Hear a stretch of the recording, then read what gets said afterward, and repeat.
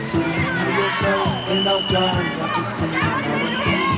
Oh, I get by with help from my friends. Oh, I get high with help from my friends. Gonna try and help from my friends. What do I do when the love is away? Does it need to be enough? How do I feel at the end of the day? Are you sad because you're gone? No, I get by with help from my friends. Oh,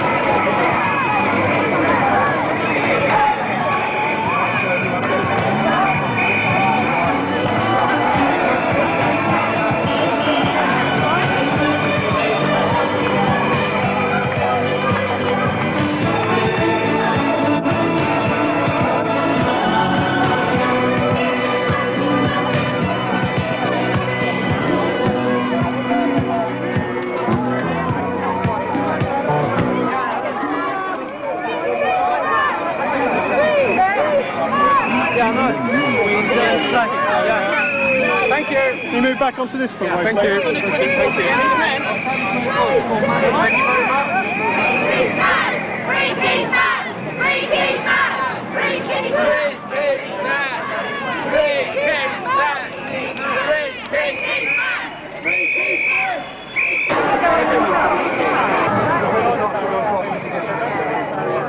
They have to do it. You know, when you can't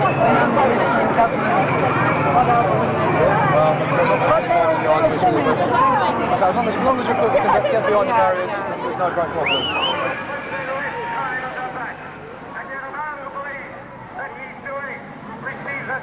That Keith Mann is quite a saint of a fellow.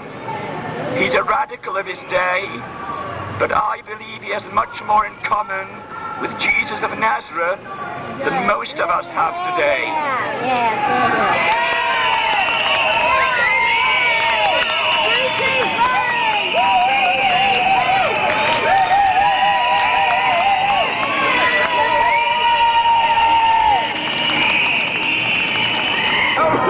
Hi son, I do love you and we're all so proud of you, and it's been a lovely day here today and everybody's so wonderful and we all love you.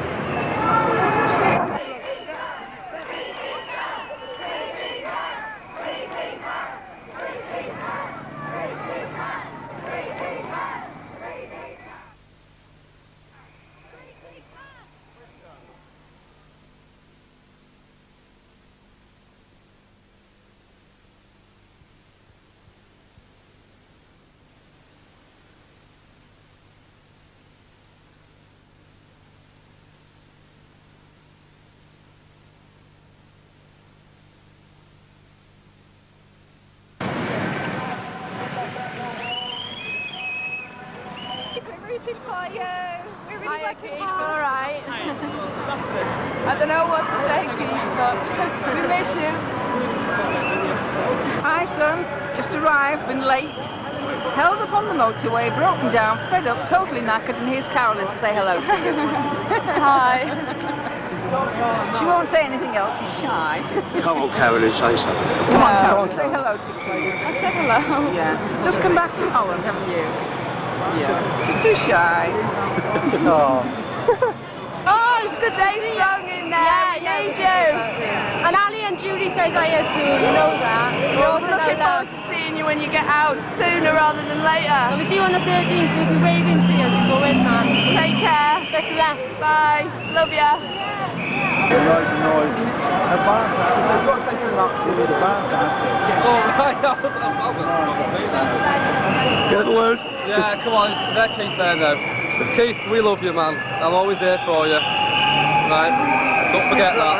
There's plenty of people out there who love you. I'll see you soon. A few weeks, I'll get my car, I'll be up and seeing you. Justice for Keith! Get the car in 2 weeks. Alright, Keith. 2 years ago today, we were up in court. You weren't there. Luckily, thanks to you not being there, I only got 3 years. I'm out now. Struggle goes on. We're there for you. We'll keep up the fight whilst you're in prison, mate. Don't you worry. Free Keith Mann!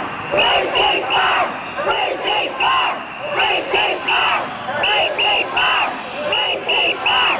Free Keith Mann! Free Keith Mann! Free Keith Mann! Free Keith Mann! Free Keith Mann! Free Keith Mann! Free Keith Mann! Free Keith Mann! Free Keith Mann! Free Keith Mann! Free Keith Mann! Free Keith Mann! Free Keith Mann! Yeah. We don't really know what to say, Keith, apart from we hope you're feeling alright. Don't keep it on me, put it on these two lovelies. Go on, Deb, what have you got to say? We'll see you on the 13th. Yeah, definitely. It's really embarrassing. You can show this to all your friends. Turn it off now.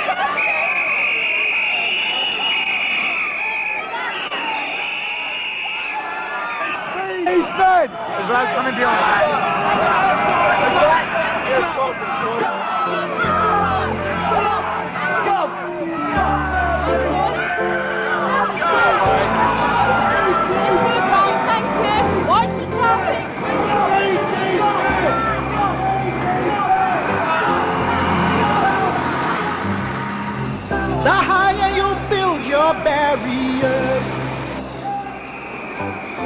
the taller I become. The farther you take my rights away, the faster I will run. You can deny me, you can decide to turn your face away.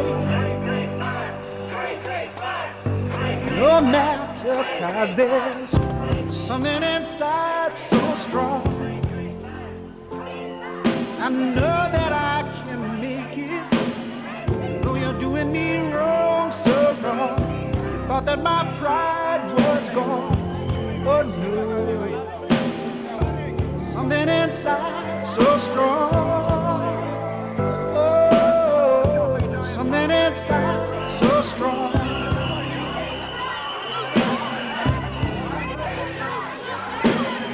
The more you refuse to hear my voice, the louder I will sing. You hide behind walls of Jericho, our lies will come tumbling. Deny my place and time, you squander wealth that's mine.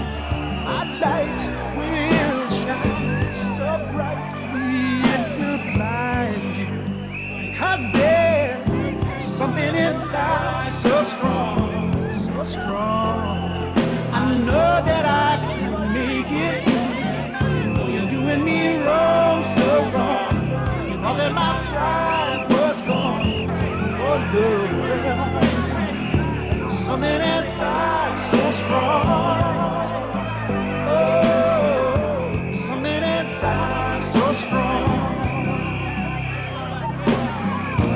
Brothers and sisters, when they insist we're just not good enough,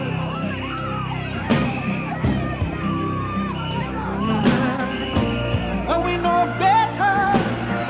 Just look them in the eyes and say, gonna do it anyway. something inside so strong. And I know that I can make it, though you're doing me wrong, so wrong. Oh, that my pride was gone. Oh no, something inside so strong. Oh, something inside so strong.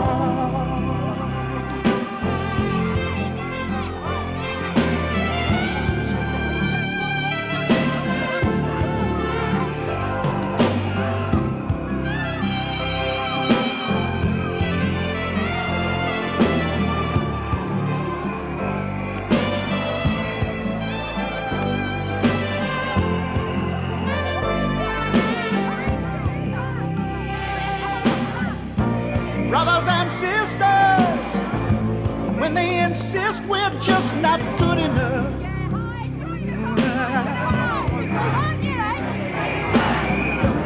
When we know better, just look them in the eyes and say, we're gonna do it anyway. We're gonna do it anyway. We're gonna do it anyway. We're gonna do it anyway.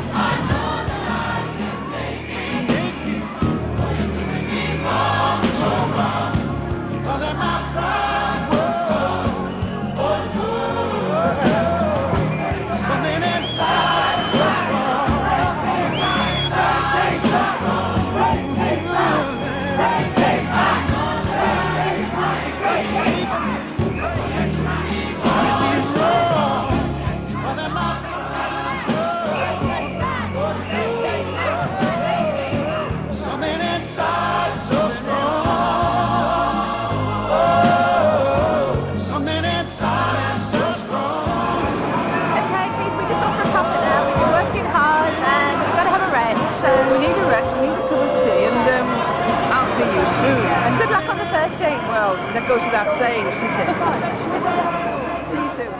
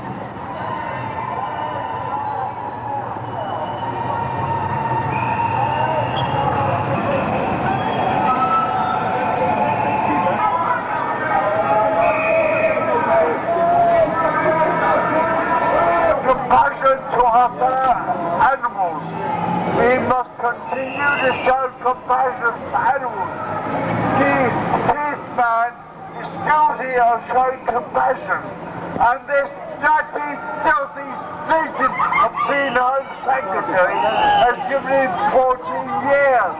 It is unbelievable. This is a democracy, and I tell you what, 5 years from now, people will be run by the Gestapo.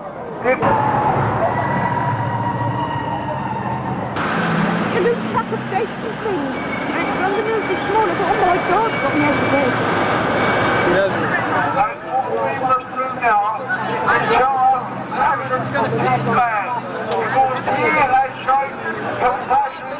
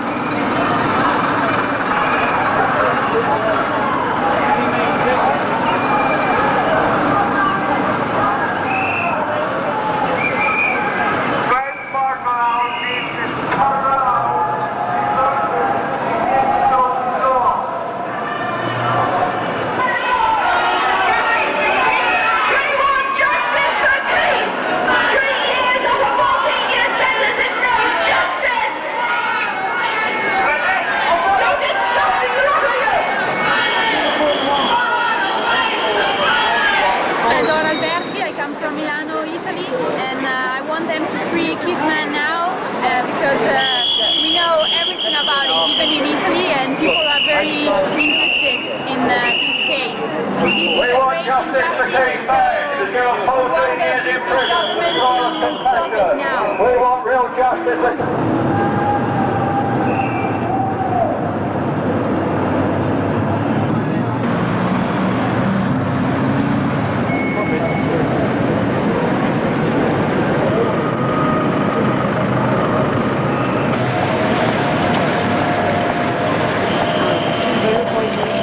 Are you satisfied with that result? Can you wait one sec? Wait one sec. Wait one sec. I beg your pardon. Stay quick. No, I'm not impressed at all. They haven't done us any favours whatsoever. It's a reduction. It may be a year reduction.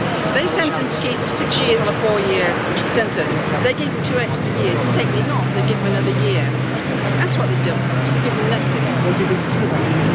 Well, I would have liked to say 5 years off. Because he's already done the best part. You get off the crossing. Move to the other side of the road, please. People like that we have to put up with. Move to the other side. Keep moving.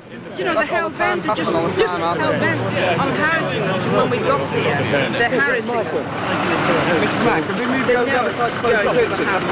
Yes. Where? You'll have Mrs. Mundell. Well, yeah, first of all, what would you prefer to see?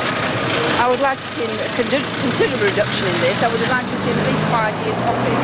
Preferably, I'd like to see Keith walk out.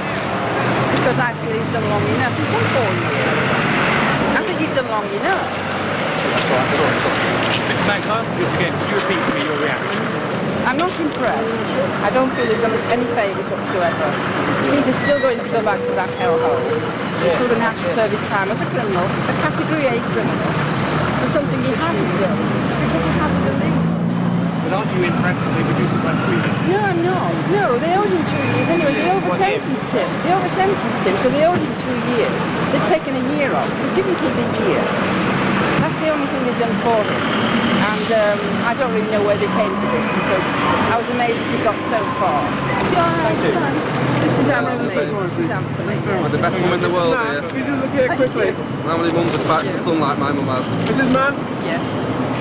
Well, thank you very much. Please, Mrs. Mann. Thank you very much. His Highness's man. It's been nice and close to him. Have we got a message for Keith, do we? Yes, I love him very much, and I'll fight for him as long as I can. We won't give up, Keith. Don't worry, we won't give up. We'll never stop fighting. As long as he's in there and we're out here, we'll fight for him. It's what he deserves. It's one special character, and that's all that we can do for him. I'm proud to be his mum.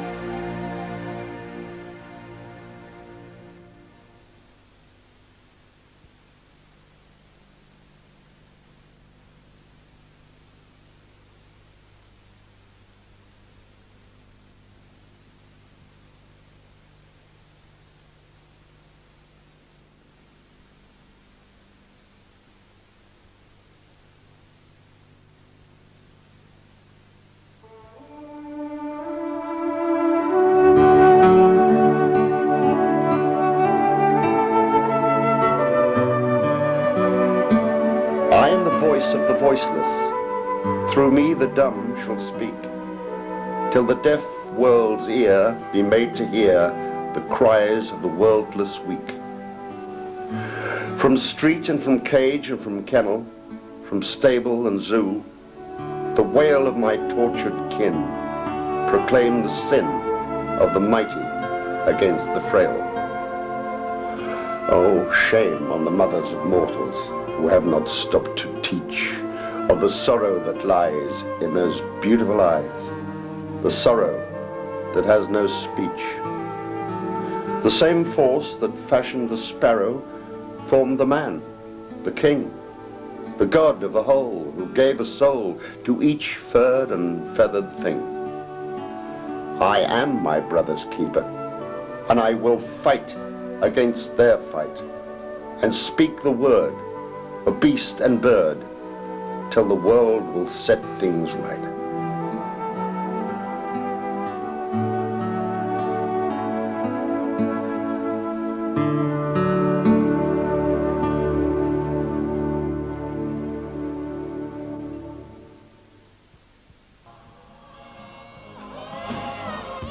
Something inside so strong.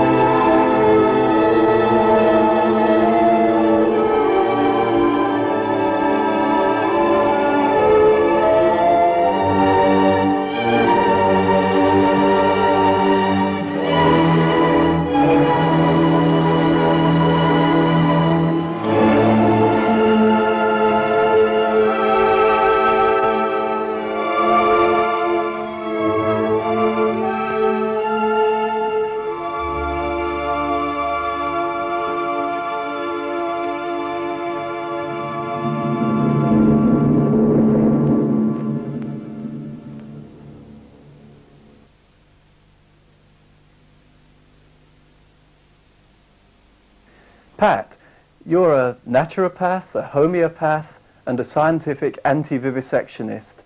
Can you tell us how you became involved in this whole movement?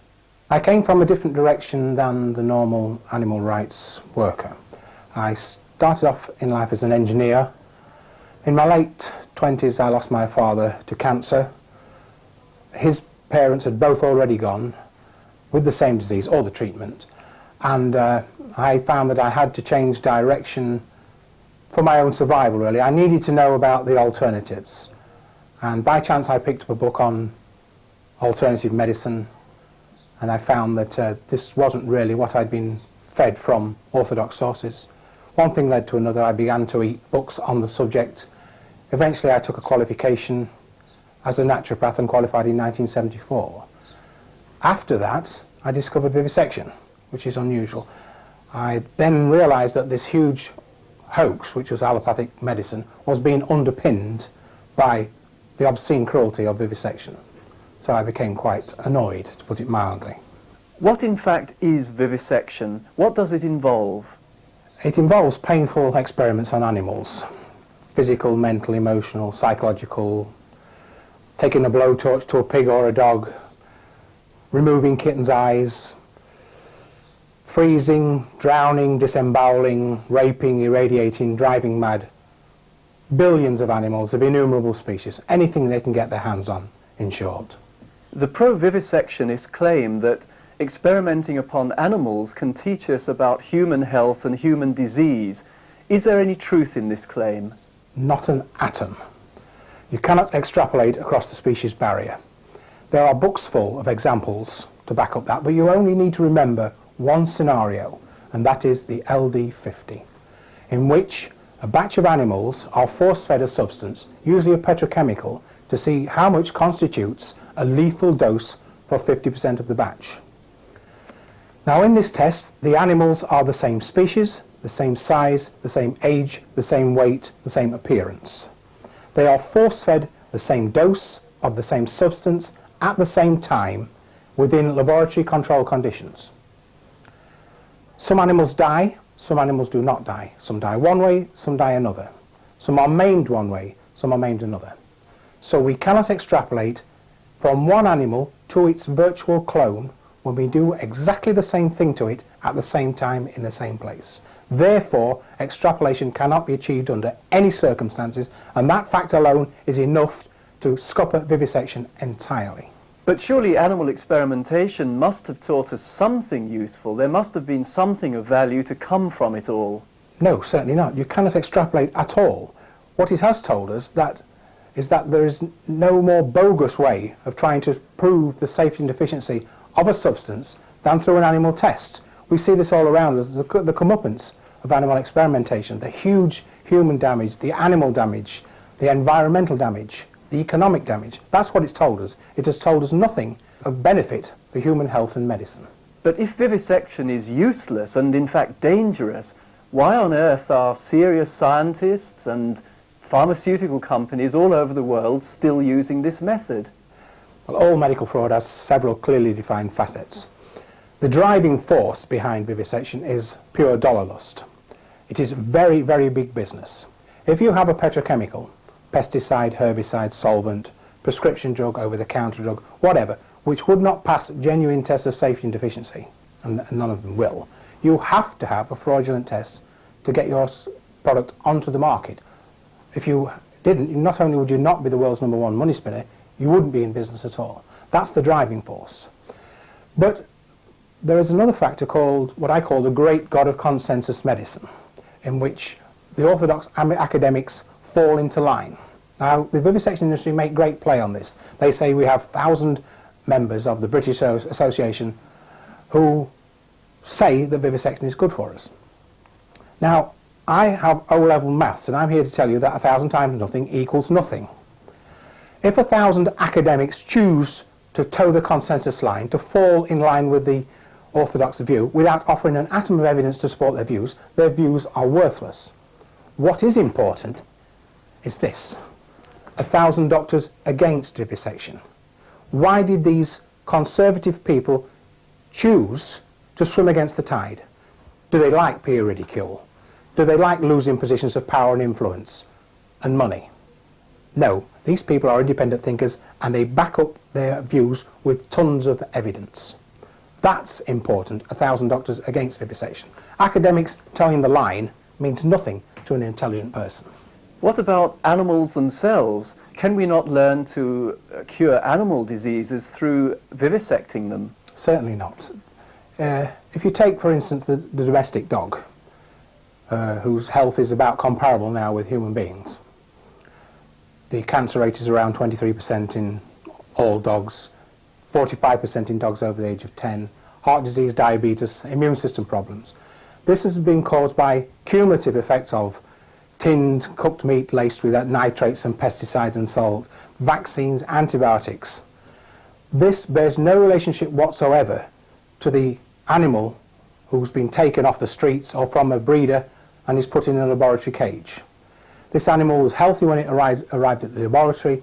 It is then subjected to physical, mental, emotional brutality, torture, until it develops a certain syndrome, which varies from animal to animal, no two are alike.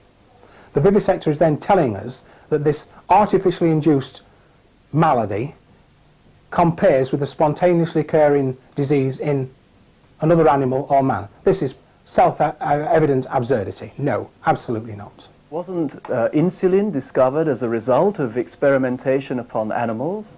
No, that delayed progress in treating diabetes considerably. When Banting and Best took the dogs off the street, cut them open and poured boiling water into their pancreases, causing them to faint in agony, it told them about that dog only.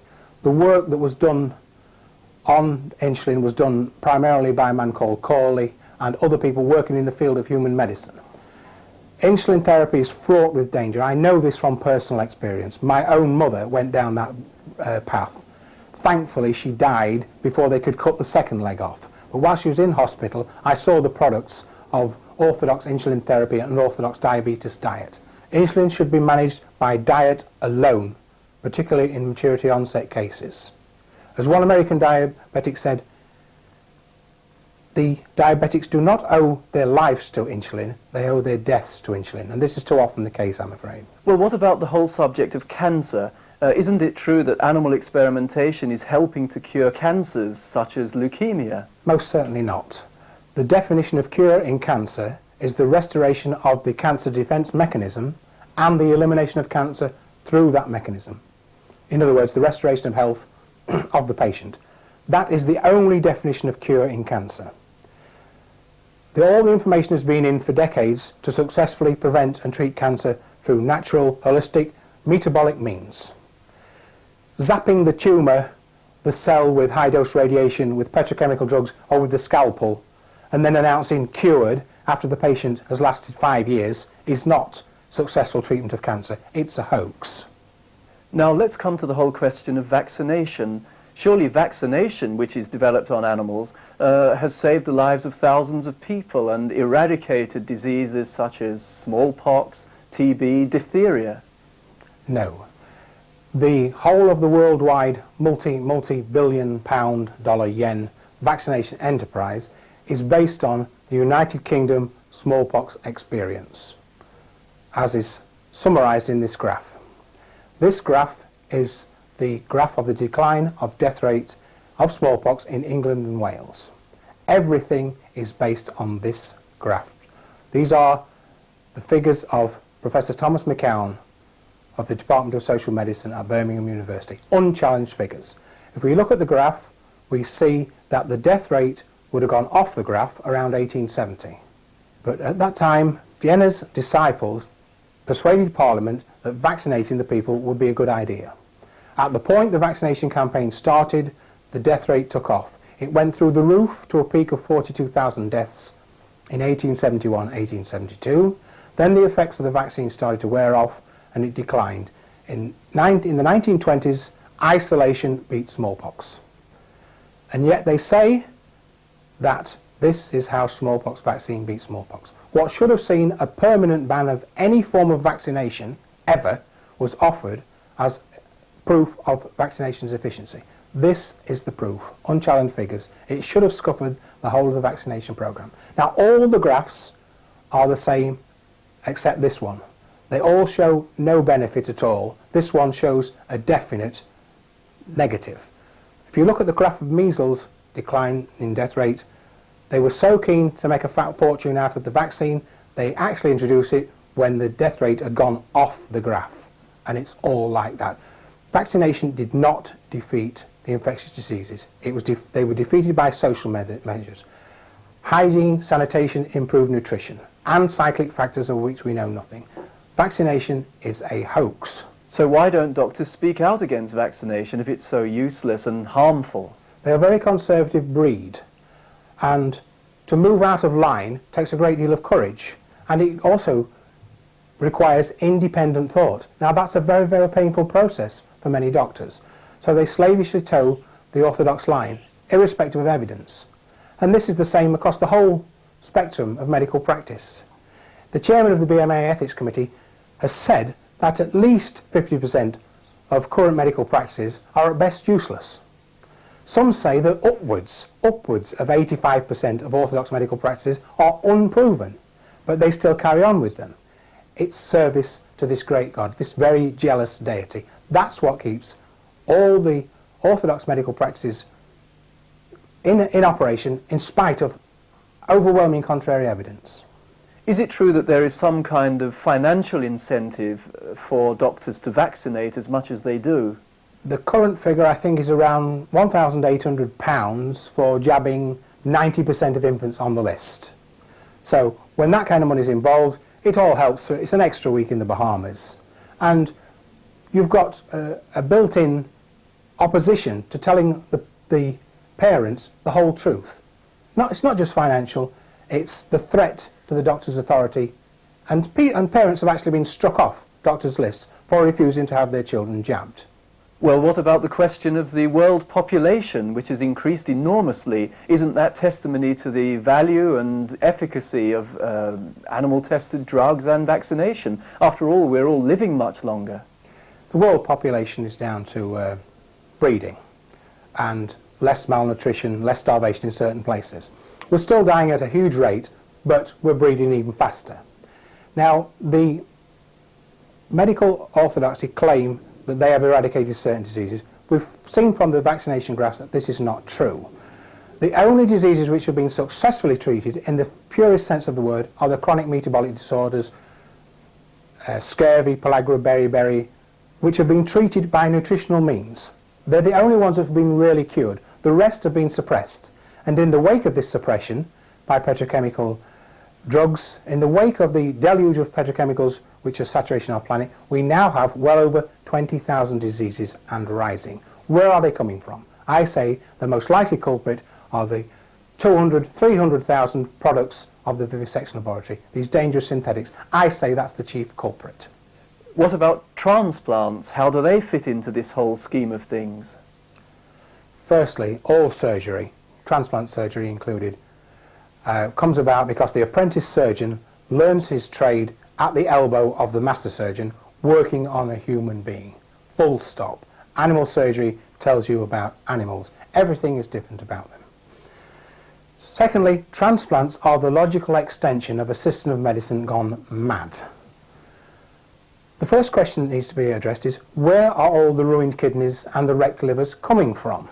Now, we accept painkiller kidney. Painkillers are another petrochemical produced by the vivisection laboratory. What about pesticide liver and herbicide kidney and antipyretic and analgesic kidney? This is where all the liver and kidney disease is coming from. Now, what about when the patient presents himself with kidney and liver disease? How many of them are being subject to a detoxification, cell regeneration regime so that the liver and kidney can heal itself? None. They're all being given yet another petrochemical drug to cure them. And when this fails, and it always does, the next step is dialysis and then into the hands of the transplant lunatics. And immune suppressant drugs, which mean that the patient is bound to die from immune system deficiency at some time. So, Pat, do you really believe that we can achieve the abolition of animal experimentation? I do believe so. I shall carry on in the same vein as I have been doing for the last 20 years, talking about the moral, ethical, medical, scientific, economic and environmental aspects of vivisection. One thing I would stress, that it's not just animal rights, it's not just drugs. The concerned citizen, the green movement, the conservationists need to realise that all the petrochemical synthetics, 200, 300,000 of them, which are killing the planet in places, all the dead lakes, rivers, trees, are all down to the deluge which comes via the vivisection laboratory. All these substances, these synthetics, get onto world markets through fraudulent tests of safety and efficiency on animals. They would not have passed genuine tests of safety and efficiency. The vivisectors are quite literally costing us the earth.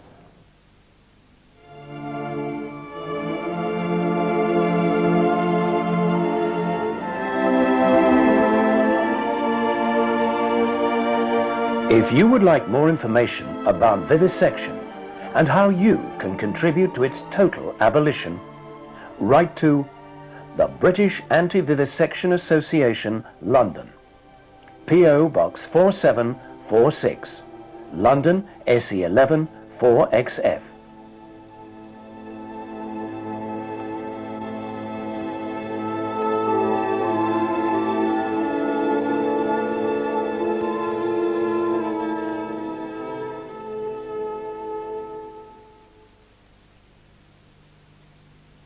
Itself. He didn't exactly say BSE was the inevitable result of our approach to farming, but he came very close. He specifically attacked the industrialization of agriculture, factory farming. It's a dilemma BBC One viewers have been considering over the past 24 hours as they voted on the question, should we end factory farming? We'll know their verdict in just a moment when You decide.